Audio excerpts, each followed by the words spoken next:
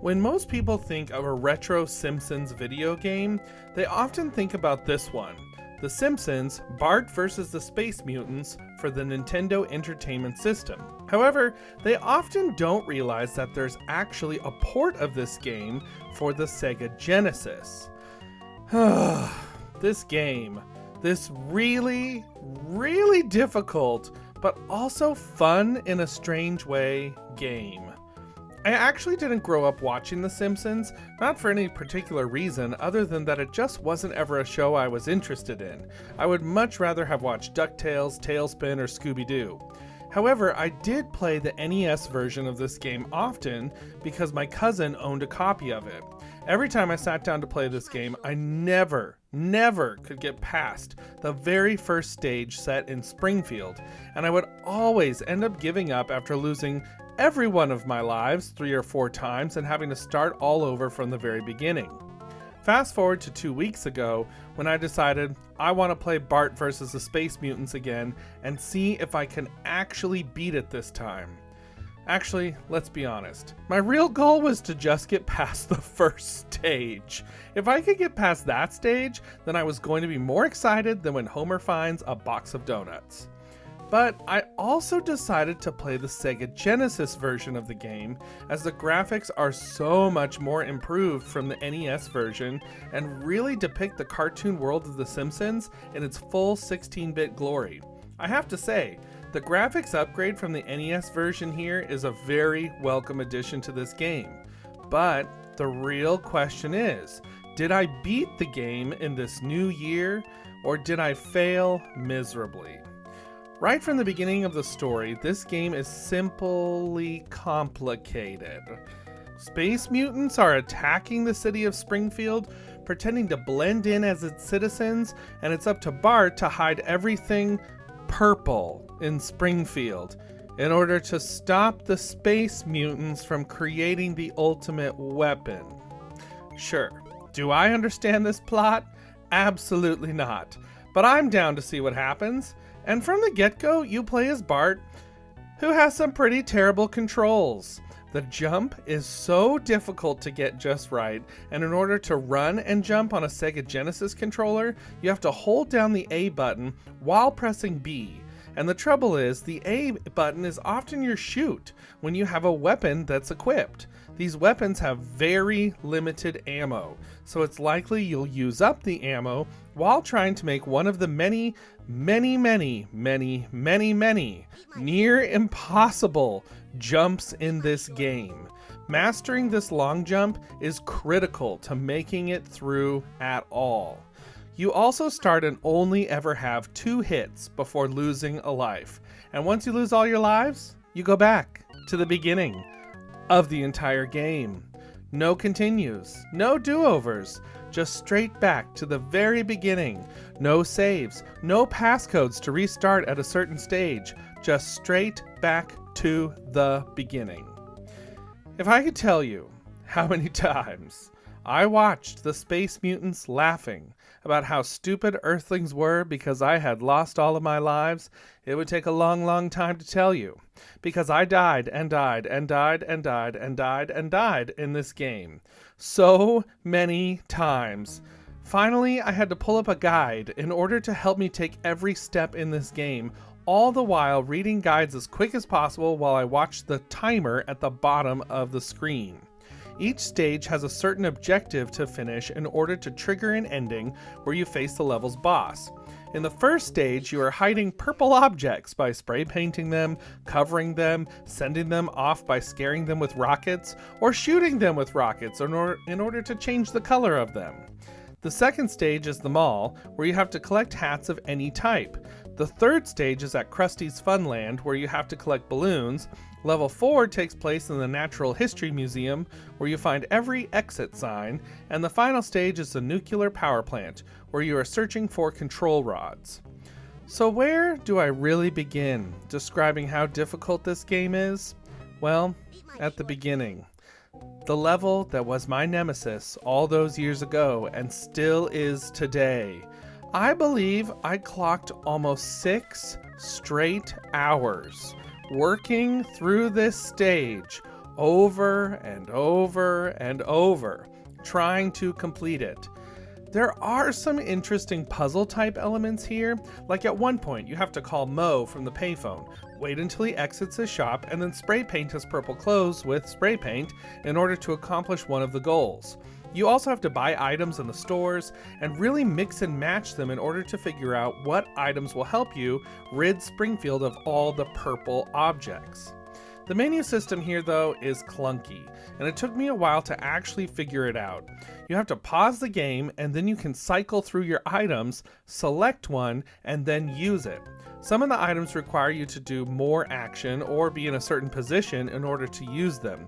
For example, the rockets require you to step forward to light them. The wrench has to be used in just the right spot, as do the whistle and the cherry bombs. There's also a skateboarding section in the middle of this stage, which is brutal. Space Mutants cover the sidewalk as does another skateboarder, and knocking into any of these obstacles will cause Bart to lose a hit. And with lives as precious as they are in this game, you cannot afford to hit a single thing. There is a shortcut across the level, though, once you have a key. You can open a certain door near the beginning and wind up near the end of the stage. You can use a shortcut to go backwards as well, all the way back to the beginning of the level. This is really useful, especially if you miss something at the first part of the stage. One other aspect to each level is the hidden Space Mutants.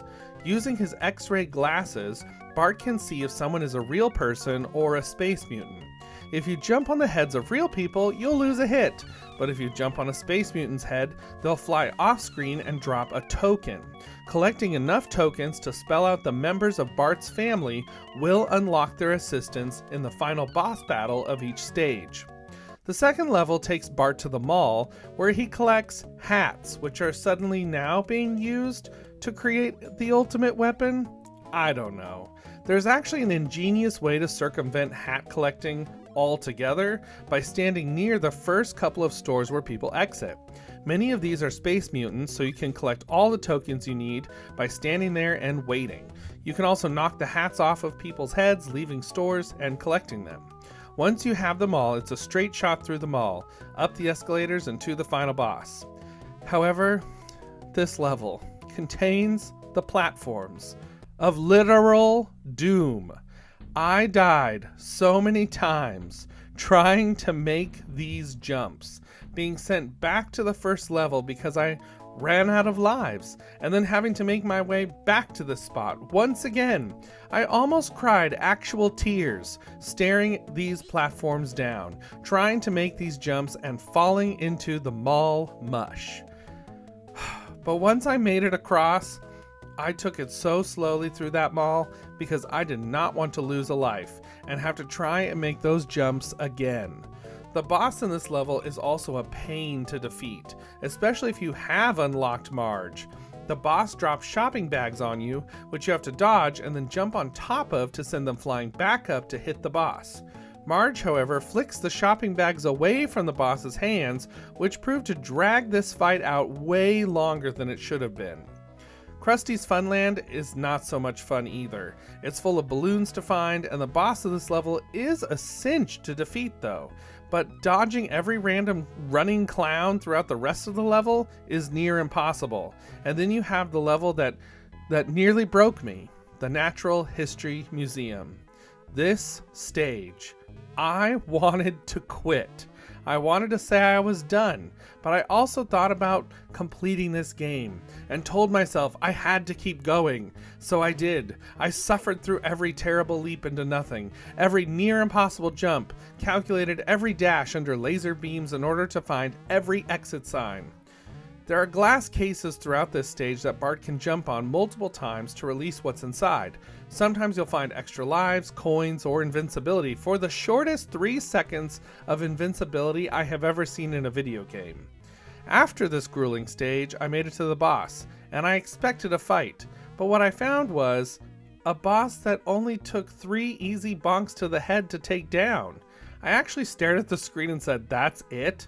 That was the boss after all of that?" But that was before I was taken to the power plant to collect control rods. And this, my friends, this is where I broke. I couldn't do it anymore. The impossible jumps, the maze-like quality of the stage, and the sheer number of Space Mutants flying around the screen broke me. I couldn't finish. I'd had enough of this game, so I stopped playing. All that work, down the drain. But I couldn't. I just couldn't, because my fingers were begging me to stop. My heart couldn't take one more ha ha ha from those pesky Space Mutants. So I quit. There are very few games I've actually quit in my lifetime. I didn't even quit playing Yo-Noid for the NES, but that's a story for another day.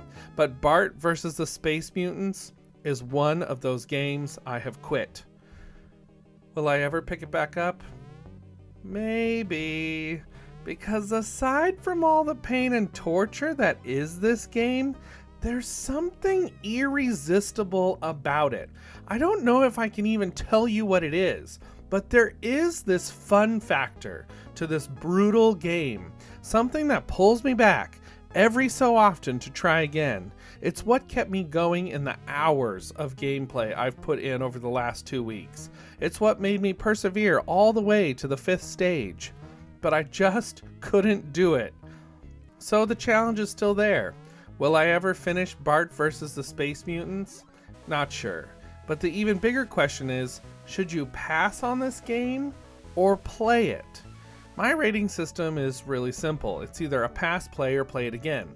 Pass just means you can definitely skip it. Play means you should play it at least once in your life. And play it again means it's worth keeping and revisiting. So, should you pass or play on the Sega Genesis version of The Simpsons, Bart vs. the Space Mutants? My vote is pass. Save yourself the angst, the trouble, the pain, the tears, the ulcers, the exhaustion, and pass on this game. It's just not worth it. Or is it? Because the lure of this game is strong.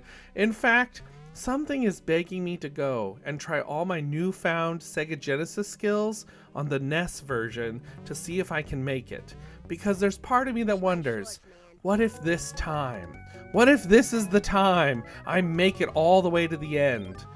Okay, I gotta go. I'm ending this review so I can go try the Nintendo version. Until next time, keep your X-ray glasses handy. You never know where a space mutant might be lurking.